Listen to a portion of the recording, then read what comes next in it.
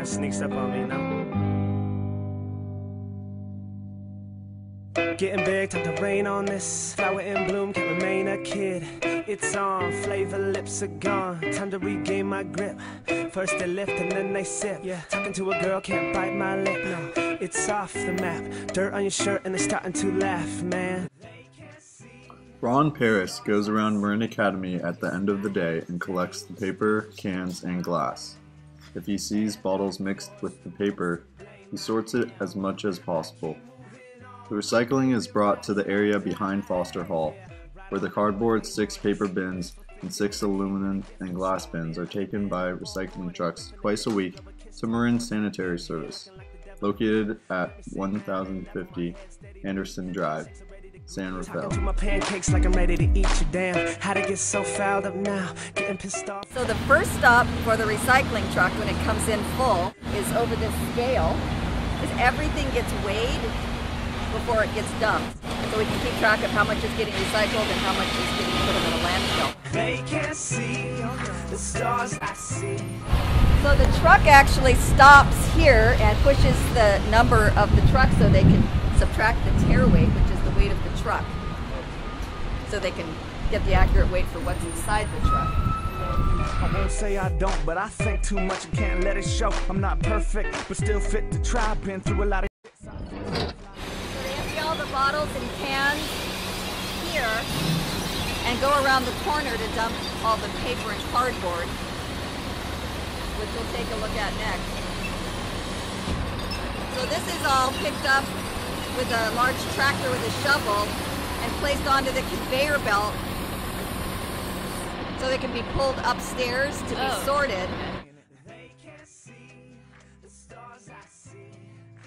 This is where the paper goes? This is where the paper and cardboard gets dropped off before it's pulled up by conveyor belt to the sorting conveyors upstairs, where it's compacted and wrapped up with wire automatically.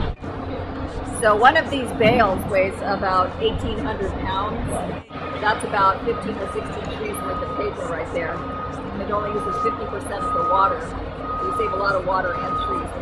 It takes over 7,000 gallons of water to make a bale of a ton of paper. So you're saving, you know, more than 3,000 gallons for every ton of paper that you're. The entire sorting process is monitored here at the control center. Here, the recycling gets sorted into 4 separate piles. The first is cardboard in brown bags. Second is newspapers and magazines.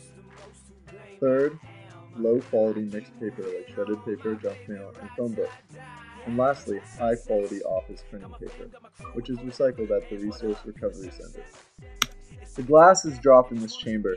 It is then picked up and taken to a recycling center in Central California, where it will be cleaned and filtered and melted into new wine bottles. With glass, you can melt it over and over again into new drinking bottles, which you can't do with plastics. So scenic, sweet as eating recess at recess. See the bulb. So after everything's been sorted, it ends up in one of these bales. This is the #1 bottles, soda and water bottles, PET, PET plastic. Most all this is going to China. About 60% of it is made into textiles, so things like polar fleece jackets and fiber fill and carpeting.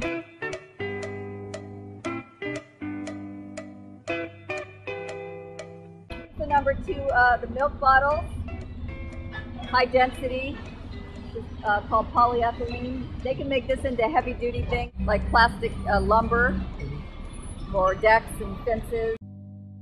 Getting big, time to rain on this. Flower in bloom, can't remain a kid. It's on. So this is the aluminum. The aluminum we just ship pretty locally. This could be cleaned, melted, and molded back into a can and back in the shelf full of drinks in the store within the next 3 months. This all stays domestic. Aluminum is very easy to recycle compared to plastics. In fact, it's the most recycled material in the United States. It's also the most valuable recyclable material here. Markets vary. It goes for $1.50 to $1.60 per pound, and the bale is 1,500 pounds, making it pretty valuable. There are also huge energy savings. A recycled can only takes 5% of the energy used in the mining and refining process to make a brand new can. Aluminum has one of the most energy-intensive mining processes out there. Flavor lips are gone, time to regain my grip.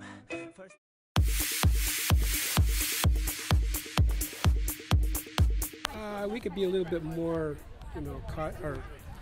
careful about putting the cans and glass separate from the paper. When I see recycle, I figured it all should go there, but it doesn't.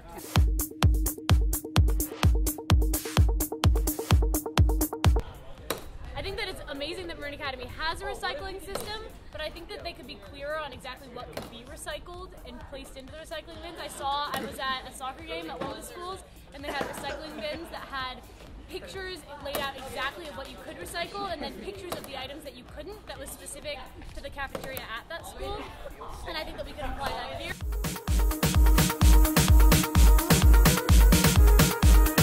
I think that we're doing a really good job. I think that the operations crew here is great. We're on board philosophically with recycling. Obviously, the thing to improve upon is to reduce our use. Recycling is sort of like a little bit of a band-aid. It's good to recycle, but it's even better not to use to begin with. Reduce our consumption. That's where I think the real solution lies.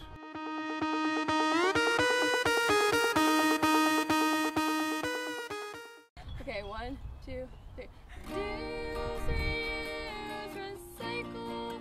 Reduce, recycle, recycle. Reduce, reuse, recycle, recycle.